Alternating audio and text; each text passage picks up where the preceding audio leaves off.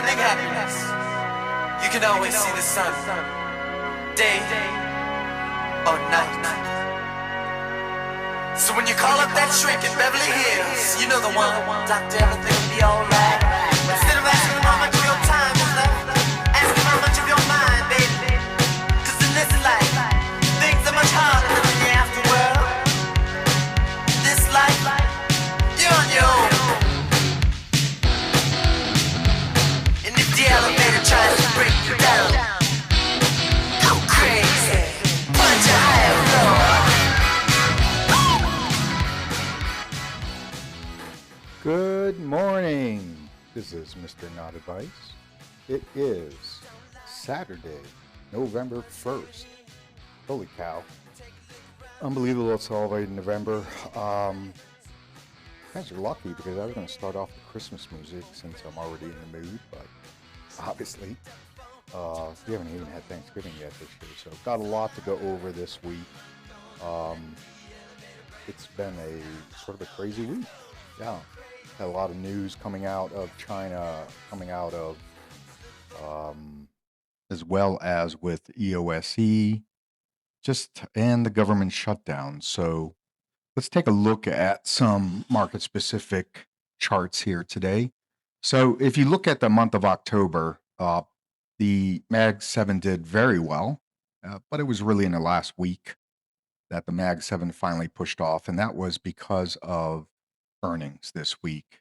And as I predicted that this earnings season would be strong, which it was, however, only really the Mag 7 participated. The red is the Mag 7, and the blue line here is the other 493 stocks, which went nowhere this month. So don't be fooled when you hear about indexes at record highs. As I have been commenting for the last, 2 weeks, 3 weeks, breadth is terrible right now. If we look at the put call skew, and what this shows is that while we have the Mag 7 moving up, we have people are positioned heavily in the calls. So, and that'd be the blue line here, puts, right? So the market participants are heavily positioned for further upside with very little protection to the downside. Is this a warning flag? Sure. You always want to see broad participation in the market, but as I've taught you, you want the leaders of the market to pull the rest of the market up. And we were lagging. The leaders did not really take off until the last week of October. Now that that's happened, that the Mag 7 has finally broken out, I suspect we're going to see some buying across the rest of the 493 of the S&P 500. Obviously, not a guarantee. There is substantial weakness in the market, and I think we need to be careful to remember that bull markets, they have been climbing a wall of worry since last April, and we have been long that wall of worry. So I will continue to position size relative to the overall risk in the market, which means that most often I will scale down my position sizing. While my maximum position is 4% for swing trades, I have been putting out trade ideas to my members somewhere in the 2 and 3%. I don't know if we've had a 4% trade in weeks, quite frankly. So what we have here is the advanced decline line. First, we have the S&P 500 index right here, moving up. But as is evidenced by the 493 stocks of the S&P 500 X Mag 7, the rest of the market has done pretty much nothing. And we've had many, many more decliners than advancers. So yes, could this market turn? Absolutely. But I don't think it's going to happen, and I'll show you why here. One of the things that I've been saying in my end of the day updates is we need to start watching or keep an eye on the credit markets. This is the Oracle chart. So while the price of Oracle, the stock price, has been going up, their debt value, the bonds, have been going down. That's not something you typically want to see because the debt market is massive compared to the equity market. Does this mean that Oracle is about to crash? No. What this means, though, is that if there is a hiccup in the overall broader market or in the macro data, Oracle is going to probably be much more susceptible, the stock price, to falling off than any of the other tech sectors or tech companies, let's say. In addition, we had Bitcoin. For the first time in 6 years, the month of October was red. And that's not something you really want to see. Um, that broke a 6 year, okay, a 6 year trend that the month of October was green. Now, the month of November, not as strong. As you can see here in November, we have a lot more red days. So we don't have the high probability that the month of October provided. What's going to drive Bitcoin higher? I think two things. I think number one, we're going to see continued money supply come into the markets globally, as well as the calming down of tariff issues with China. I think that's also going to try, they're going to try to move Bitcoin up this month too. I don't know. We'll see what happens. I thought they would try in October and they did. One other data point that, again, when you see these broad macro data points, understand that it takes a long time for macro data to work itself into the price action of either the market or individual stocks. I see a lot of traders who will, or investors that will take a broad data point and immediately trade because they trade that asset because they're seeing something that, let's say, is a yellow warning light, but what they're misunderstanding is it's one single data point. So I've seen a lot about CapEx spending from Amazon, Google, Meta, and Microsoft and how they're funding that through debt. Well, guess what? That's what they've done before. They always fund it through debt.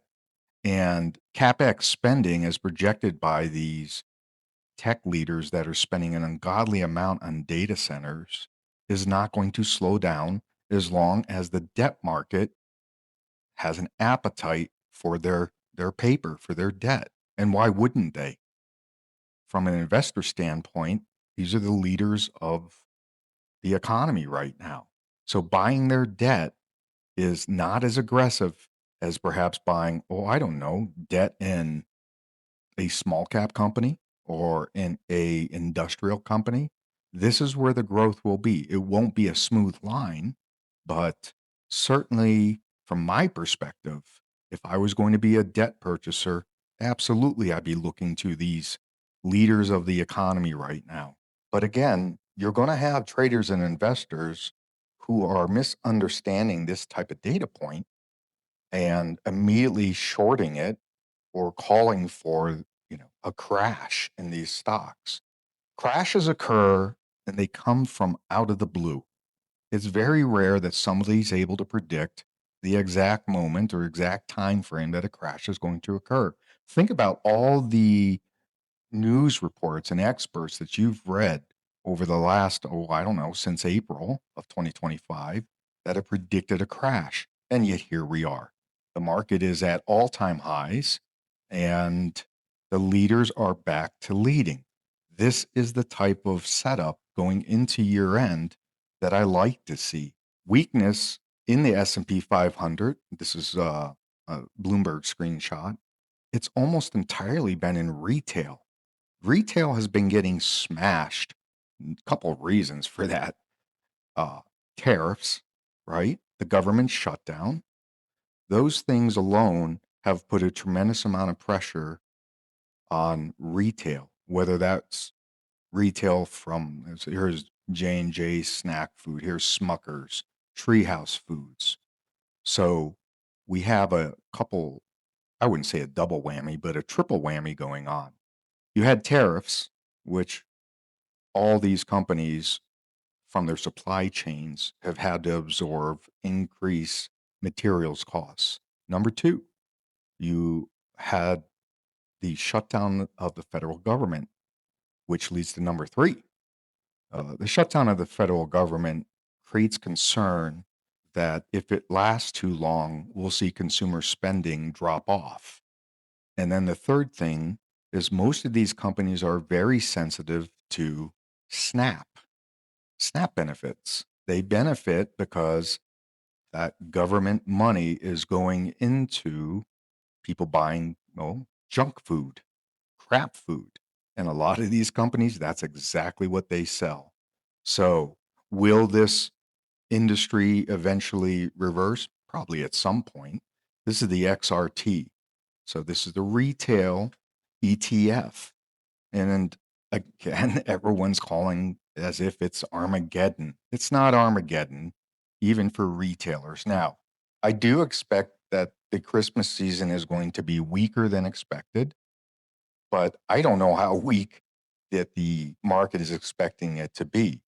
We have subprime auto loans delinquencies have now risen above the 2009 level. That's frightening. When you start seeing people not able to pay for their transportation, which takes them to jobs, right? That is a concern. Is it now at a point where I expect a collapse? We've sort of seen a soft rolling collapse with Tricolor and some of the subprime lenders in the auto loan business bankrupt or having to go to the markets and refi their debt. I expect that to continue probably until the new year, quite frankly. So yes, there's going to be pressure on the markets from the retail sector, but I don't think that pressure is going to be permanent, nor do I think it will be enough to drag the rest of the market down. Why? Because as long as there's AI spending going on, and there is, as is evidenced by the most recent earning reports of the Mag 7, as long as there's AI spending and projected AI spending going on, the market's going to have a very difficult time at getting any substantial move downward. So I remain bullish. And then with all the bad news, let's take a look at this. So I know there was a lot of chatter about the Hindenburg omen this year.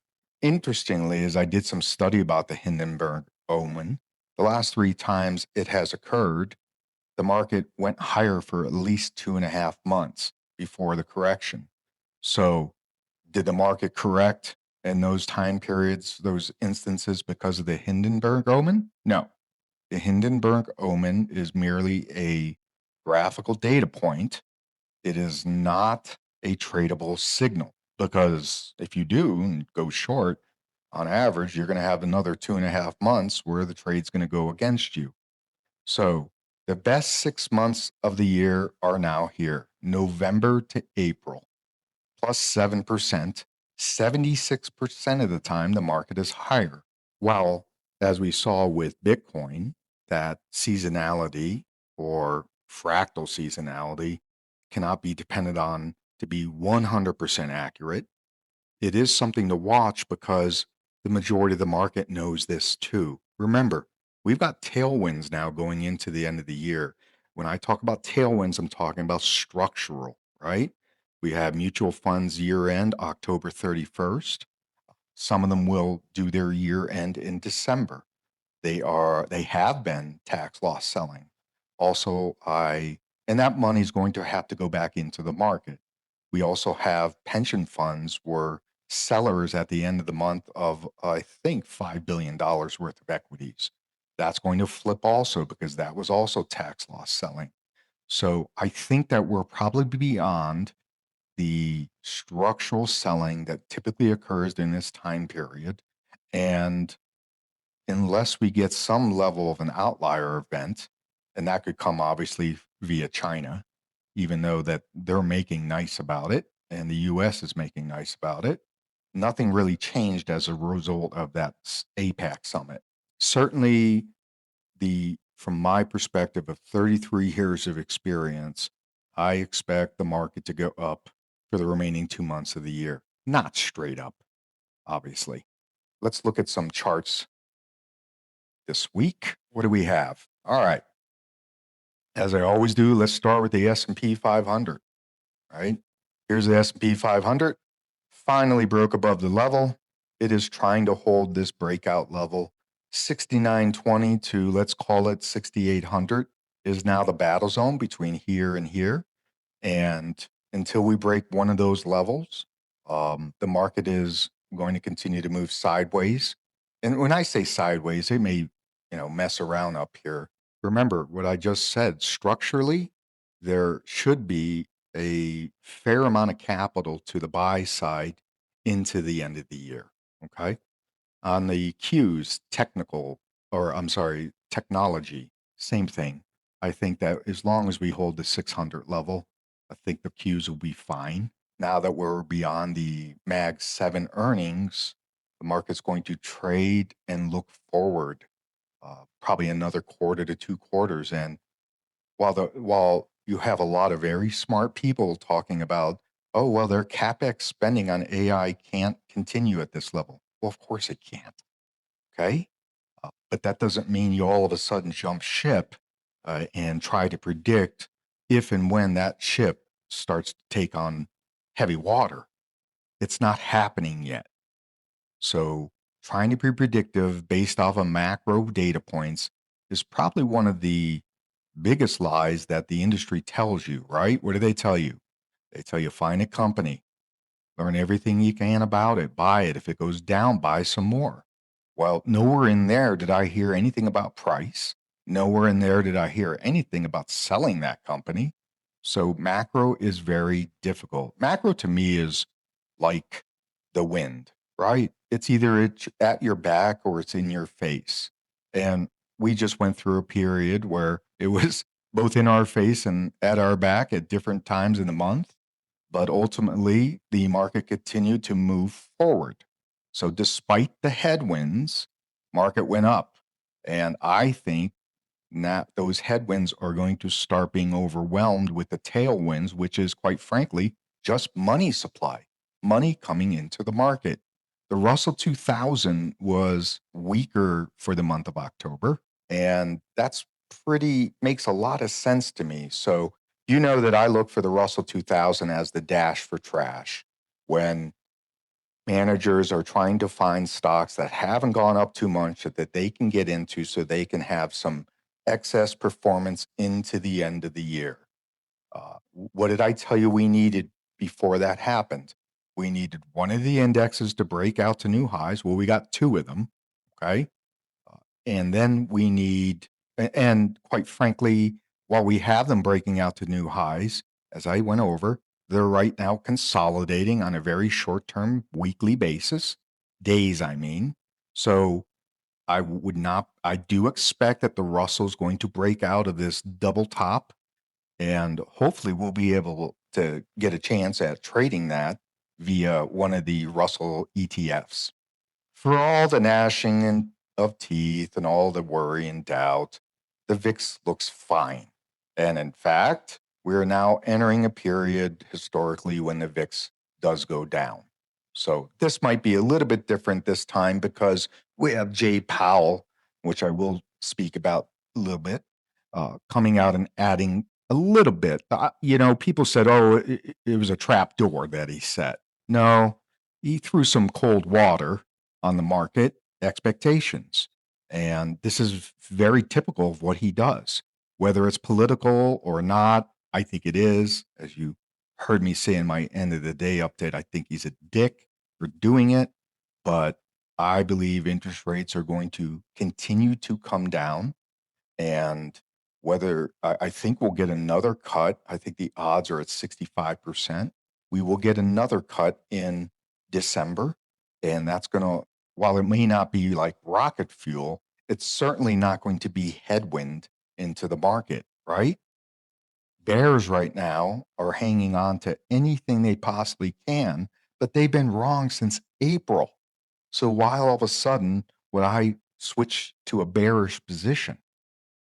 I'm not going to do it. So VIX is showing almost no concern. Tesla continues to just be stuck in this range. It's going to do that. I don't see any news that's planned out of Tesla through the end of the year. So if Tesla goes up, I think it's going to either A, be new information that comes out that's company specific, or the rest of the Mag 7 are going to pull it up. 10-year yield is back above 4%, which is this 4.0 level, something that I would expect after Powell said that there may not be a rate cut in December. The 10-year yield is, in my mind, temporarily up. TLT, which is the inverse of the 20-year Treasury bond, I was looking for a break all the way up here. We came close. We did not get it. But let's look at this percent range. I mean, it literally is like 2.33%. So I remain on. I still want to get long Tesla, long term, longer term, not or no, I'm sorry, Tesla, TLT, longer term, because I think rates are going to continue to come down. I don't think there's anything the Fed's going to be able to do about that, because I think it's a structural issue in rates. PCT just crap in its pants. Now that we're beyond earnings, I will look to short PCT. PPTA, one of our favorites, a lot of the metals companies, if we look at gold and silver, okay, a lot of the metals miners have really sold off heavily.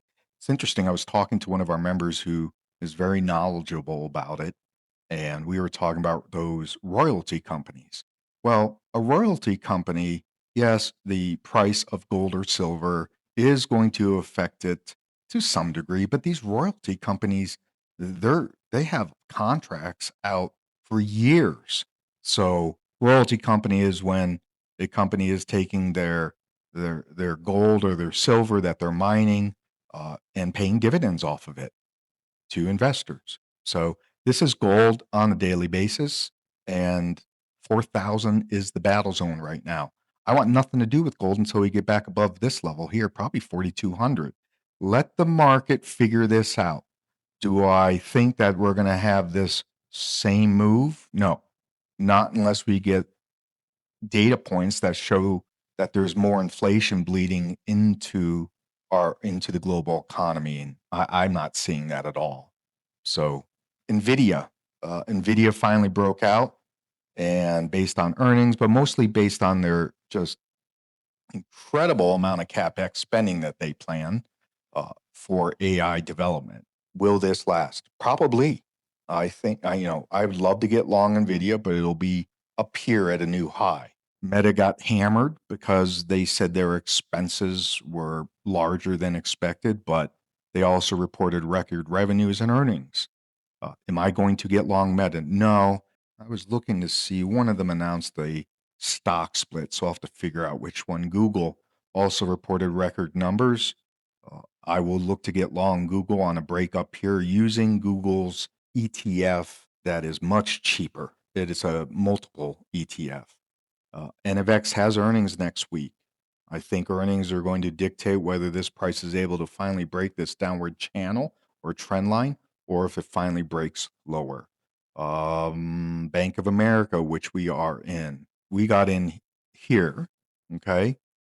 Can you imagine if we had sold intraday? I use the daily close as my um, metric on whether or not I hold or I sell.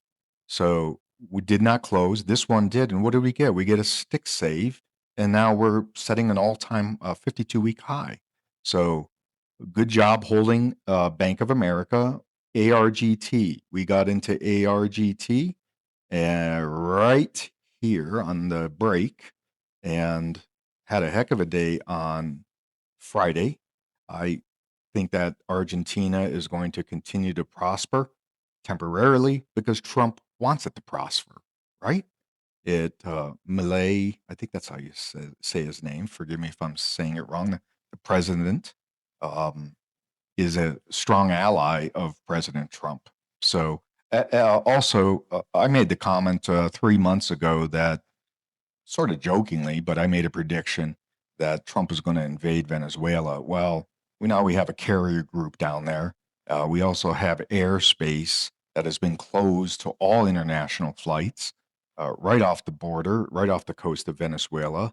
Reports out of Zero Hedge are that Maduro has been pleading with China and Russia to send them parts to upgrade their air defense system, and thus far, nothing. So, I think that Trump is going to try for regime change? Absolutely, absolutely. So, we'll have to see. Do I think that's going to crash the market? No, I don't. I don't think that'll crash the market. You're probably going to see some wicked action in oil temporarily, but I don't think it's not something that is going to affect the overall U.S. market. It's going to affect oil because I believe Venezuela is the number one, has the number one reserves in the world with the amount of oil they have, as well as rare earth minerals. So let's look at silver. Silver is the same thing. Now, I'm more inclined to take a silver trade if we can break this level. It's really the 50% retrace of this big red candle holding everything down. And we'll see what happens next week. Let's take a look at Ethereum and Bitcoin. Ethereum, great day on Friday? Not really. We really need to see this thing start trending upwards before I get excited about anything. I was looking to roll my BMNR. I was looking to roll my Ethereum, and then I got the intraday action or the next day's action was just terrible. So, yes, I've either going to roll it or I will hold it into January. I'm okay with that. And I've already had my hard discussion with my members about both of these positions. So I'm not going to belabor that point.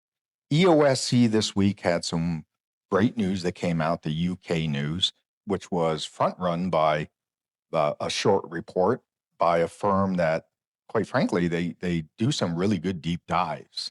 But I just think they're wrong when it comes to EOSC. I think they cherry pick their data and then they lie, and they flat out lied in their report. But that's okay. The stock rebounded, and I think the company did an excellent job by responding to it without responding to it. Look, could it be that the CEO fires people that don't perform? Yeah, I was that type of COO. I would fire people for not performing. So to me, that's not something that is entirely bad.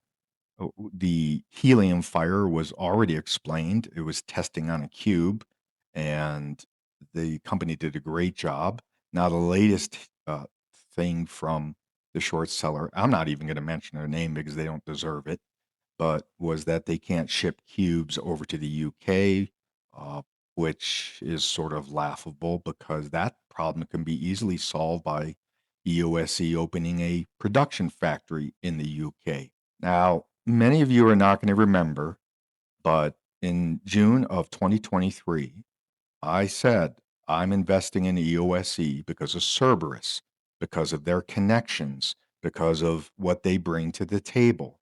And the UK, I guess it's a sizing up of the deal in UK. The financing was handled by Cerberus. And I think we're going to continue to see that happen, whether the financing comes directly through a Cerberus owned entity or through one of their partners in the market. They are a massive, massive fund.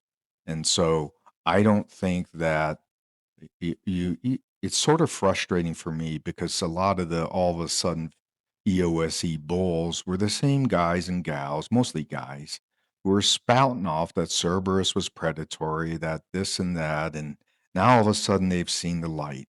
So whatever, I can be right on Twitter or I can make money, and I'd rather make money. So interestingly, on Wednesday, I decided to go in at the end of the day and add 10% back to my position. Woke up on Thursday morning to the short attack, which pretty much recovered almost all of it by the time the market opened. Here I am now with that 10%. I'm up 20% in 2 days. It was not a difficult trade to take because, as I told my team members, this 10%, I'm looking forward beyond earnings I'm looking over the next 3 to 4 months. I've seen some incredibly ridiculous price targets for EOSE. I don't think EOSE is going to hit $100 next year. I also don't think it's going to be at $20 next year. So, as I put out in a tweet, if you want to find out what my target price is, you have to listen to Mr. Ray's and I beginning of the year 2026 podcast. We have earnings on EOSE this week. I believe that one of the good things that could have happened here is any of the selling that was going to happen as a result of earnings, it's going to take new selling dollars because this pre-market move down wiped out a lot of the stops that were sitting there. While this chart doesn't show it because I don't have pre-market on it on my charts because I ignore it because there's no volume in it.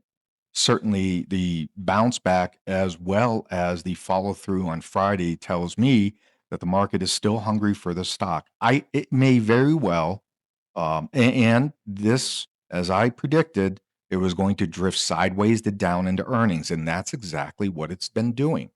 So I still have some heightened anxiety going into earnings. Not that they're going to miss their earnings as much as what will the market reaction be if they don't continue to pick up the cadence and continue to announce new deals, which I expect them to do. I believe they'll do, then the stock could continue to drift for a couple months. I don't know. I don't think that's likely. If they're able to reaffirm their guidance and my gosh, if they announce another deal, then the stock I think could be materially higher by this time next week. Yeah, I do. Could be over 20 bucks. So, and I will not be a seller of my options that I just bought, which are 2027s. I bought the 2027 15s and I bought those, like I said, on Thursday. Here I am up 20%. This is EOSC is now 25% of my total portfolio. I have no interest in adding any more money to it until after earnings. I need to get some more data out of the company. And once I have that data, I'll be able to figure out how I want to deploy the rest of my capital as it's allocated to EOSE. So I did take a couple losses this week. I took a loss on Halliburton, which I think was yesterday. And that probably happened because oil was a little bit weaker. Yeah, here we go. I took a loss on Halliburton. My break level was this. I needed to get back above there on Friday, not even close, so I'm out. Will I take another shot? Sure. If I don't have any other candidates, I will. But the other positions that I opened, Bank of America, which I opened 3 days ago, that's up 15%. My ARGT is up 22%. Those are the only positions I have outside of my Ethereum and EOSE positions. I don't have anything else right now. I reminded my team members this week that no trading is not a bad thing. You know, the market's been extremely volatile. So why would we want to be in the middle of that as the market is working through its volatility through earnings? Now that we are beyond earnings season for the Mag 7, I think we had 60% of companies have already reported. Remember, I believe 85% of companies, let's see. Yeah, we've got over 60% of companies are now out of the blackout period. So that means they can continue their stock buybacks. How much is left? Probably about $200 billion. The metrics, the estimates were there were going to be about $1 trillion of buybacks this year. Well, those buybacks are going to add to the invisible hand that lifts the market, that wind at our back. It's going to be a very difficult thing. And it's going to have to come out of left field for this market to correct down. Could that happen? Absolutely. If the government shutdown doesn't end, my reading is that the Democrats are looking to reopen the government this week after the New York City election, where they're going to, I guess New York has lost its complete fucking mind by not only voting for a socialist, but a socialist that despises America. And I won't get into that, but fine. That's what they want to do. Ultimately, it's going to be pinned on the Democrats, and it should be pinned on the Democrats. Uh, but once the government shutdown ends, as long as this doesn't drag on beyond, let's call it this week or next week, I already hit my date, which was October 31st. This government shutdown now is going to start having significant effects on our economy. I'll give you an example. Yesterday, 30% of flights were canceled in the Northeast. Well, it's not just passengers moving, it's cargo.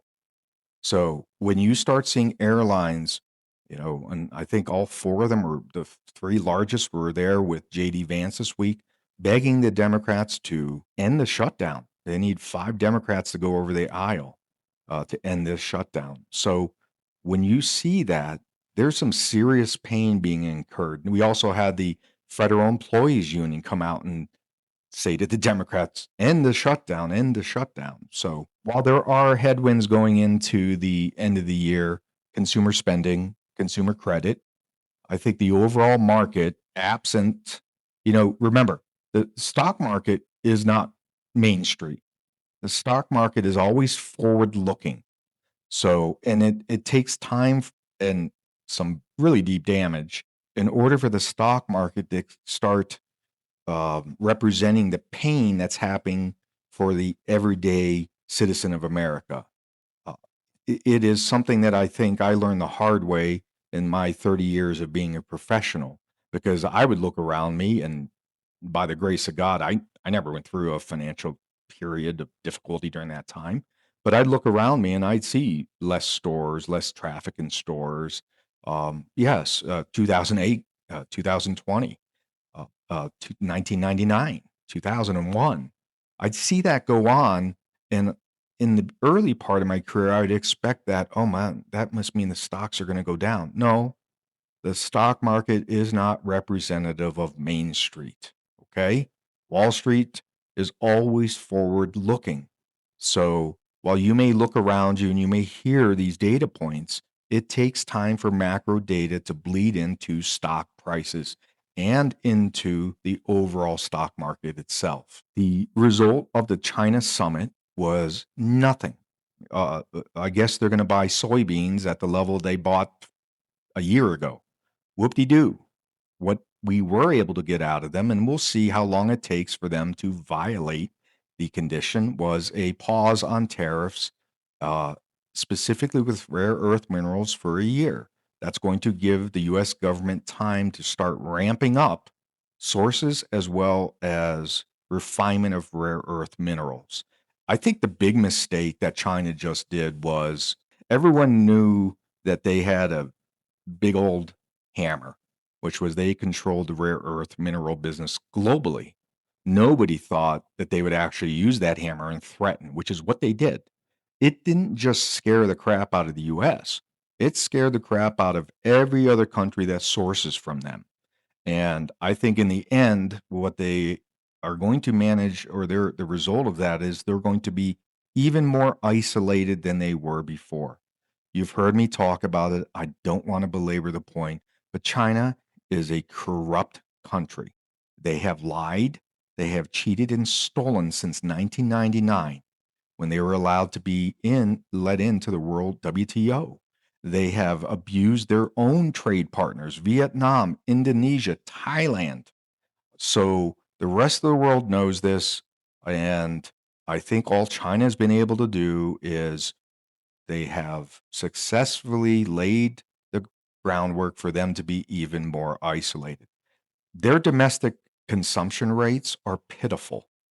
They cannot replace the global consumption. They certainly cannot replace the US consumption with their own citizens' consumption. If they don't figure out a way, and I know their thinking is, excuse me, is they are on a 5,000-year plan.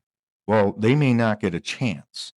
The markets move a lot quicker than they used to, and countries, especially with Trump in office, move a lot quicker with policy. There's no longer these lengthy debates and think tanks. Thank God, most think tanks are run by idiots. The economy, global economies have to move quickly. I think China's done a lot more harm to itself than it wants to admit, and we'll have to see. I don't think that's going to manifest itself over the next 3 months or the next month. But if we use history as our guide, I'm pretty sure that China is going to bend the rules or break the rules at some point with this pause in the tariff situation. It's what they do. They do it all the time. Some of the big data points this week, obviously, we have NFX and EOSE earnings. First week of November, we're going to be able to see now that the Mag 7 have reported if there is an appetite for the market to go higher. I think there will be. My prediction on EOSE is I don't have a prediction, but I did get long and added almost doubled my exposure in my portfolio to EOSE last Thursday. And that was based upon conversations I had with Mr. Ray's, a couple other people. I think that EOSE 2 to 3 months out will be a materially different company based upon orders. That's what I believe. Of course, I don't have inside information. If I did, I certainly sure as shit wouldn't be sharing it with complete strangers on the internet. So hopefully you had a great or whatever you do for Halloween. Thanksgiving is later this year. So we also have that advantage where it's not going to truncate the market in the third week. It'll wait to the fourth week. I think the only large macro event that's out there right now is the government shutdown. And there is a tremendous amount of pressure for that to end. I think when that happens, how could I see this playing out? Government shutdown ends in the next week or two.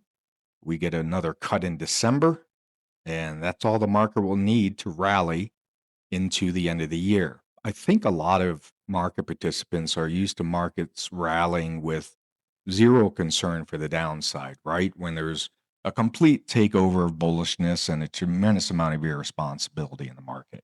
Well, this type of market where we climb a wall of worry is more typical than those type of blow off tops type markets.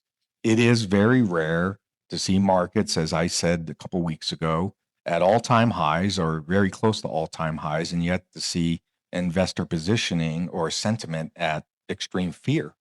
So I think there are going to be investors. Yes, there's risk. Okay, I showed you put the call skew. There's not a lot of puts to the downside. You could look at that and say, "Oh my gosh, look at that pocket of air of puts and lack of puts and the market." Yeah, it could, but just because there's not doesn't mean that the market is going to automatically sell into that. The other reason there's not a lot of puts is because market participants think the market's going to go up. Some of these things are so easily telegraphed. If especially for perma bears, if they just remove their glasses and see what is the data actually telling you. Well, the data is telling you market's going to go up. So a little bit shorter review this week. I will be traveling next weekend, so there will not be a weekend update. However, I'll have my end of the week or end of the day reports this week. And as always, I hope you have a safe week and a profitable week. And you'll probably want to listen to my end of the day if you're a Discord member. And if you're not, you should become one after EOSE and NFX earnings this week. All right, have a great weekend. So I'm about my business and I'm running with it now. They don't want to give it up, we gon' make it out. Got to get it while I'm living. All I ever hear is the clock tick, tick, ticking. So I'm about my business and I'm running with it now. They don't want to give it up, we gon' make it out. It don't get no greater. Feel like I'm on fire. Feel like I'm Johnny Storm. Feel like I'm volatile, explosive. Get close enough, you notice. Your girl act out of character when she see me approaching. Ain't poaching, I'm just saying. It's nothing.